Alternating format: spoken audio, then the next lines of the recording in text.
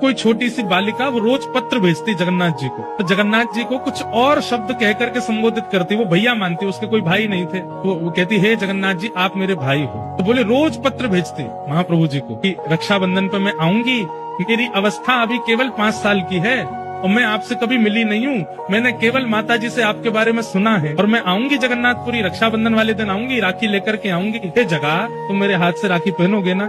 ऐसे बोले महाराज जी। वो रोज पत्र भेजती थी और हर पत्र में दिन लिखती थी। अब रक्षाबंधन में इतने दिन और रह गए, इतने दिन और रह गए, इतने दिन और रह गए। बोले मैंने वो पत्र पढ़े और पत्र पढ़ करके उनको पत्र वापस भेजा उसके निवास पे कि मैं मंदिर का ही एक अधिकारी पत्र लिख रहा हूँ, मैंने तुम्हारे सारे पत्र पढ़े और सब जगन्नाथ जी को अर्पित किए। रक्षाबंधन वाले दिन तुम आ जाना और मेरा दफ्तर यहाँ है, मेरे दफ्तर पे आके अपना नाम बता देना, फिर मैं तुम्हारा हाथ पकड़ के लेके जाऊंगा और महाप्रभु जगन्नाथ जी को राखी पहनवाऊंगा। बोले महाराज जी मैंने उसको पत्र लिख दिया। रक्षाबंधन वाले दिन मेरे को भी प्रतीक्षा थी कि वो एक छोटी लाली, उसके इतने पत्र आ चुके हैं, वो आएगी, उसको लेके मंदिर जाना है। तो बोले एक हमारा समय रहता है, हमको व्यवस्था देखने के लिए मंदिर में जाना पड़ता है।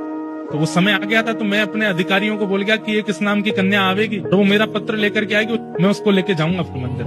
बोले हम व्यवस्था देखने के लिए गए, व्यवस्था देख करके आए तो मैंने पूछा अधिकारियों से कि कोई लाली आई थी क्या छोटी? बोले हाँ, एक 4 साल की 5 साल की बालिका आई थी और आके थोड़ी देर बैठी रही, पता नहीं कहाँ चली गई। बोले मैं फिर ढूंढने निकला, पता नहीं कहाँ चली गई बेचारी, इतने साल से पत्र लिख रही है, इतने दिन से पत्र लिख, उससे राखी तो बंधवा दे। तो मैं जैसे ही दफ्तर से बाहर निकला वो आ रही थी, तो मैंने उससे कहा तुम वही लाली हो जो पत्र लिखती थी? उसका नाम पूछा तो बोले हाँ मैं वही हूँ। तुम क्यों नहीं रुकी? चलो मैं तुम्हें मंदिर ले चलूं, राखी पहनवा दूं। बोले मैं तो राखी पहनाया ही जगन्नाथ जी को, तुम कैसे पहना के आ गए? बोले आप यहाँ थे नहीं, मैं आई तो मुझे किसी ने कहा कि आप तो अभी गए, थोड़ी देर बैठो। और पता नहीं कहाँ से एक भैया आए बाहर से और मेरा हाथ पकड़ के, गोरे चिट्टे भैया, बिल्कुल इतने गोरे। तो एडमिनिस्ट्रेशन वाले बोले, मुझे लगा कि भाई हमारे उड़ीसा में सांवले होते हैं थोड़े, गोरा कौन आया? बोले गोरे चिट्टे आए और हाथ पकड़ के ले गए और बोले लो यहाँ पे राखी बांध दो और जगन्नाथ जी को राखी पहना दो। और बोले अंदर पहनवा करके आए।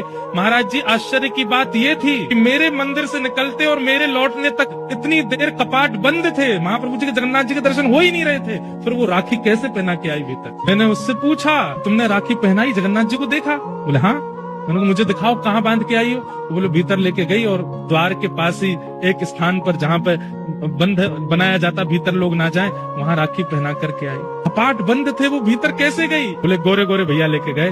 तो फिर मन में भाव आया कि श्री बलभद्र जी आए और आकर के लाली को लेके गए, बोले जगन्नाथ जी को राखी पहना दे। आज भी एक नहीं अनेक लीलाएं मैंने सुनी है, आज भी महाप्रभु जगन्नाथ जी करते हैं।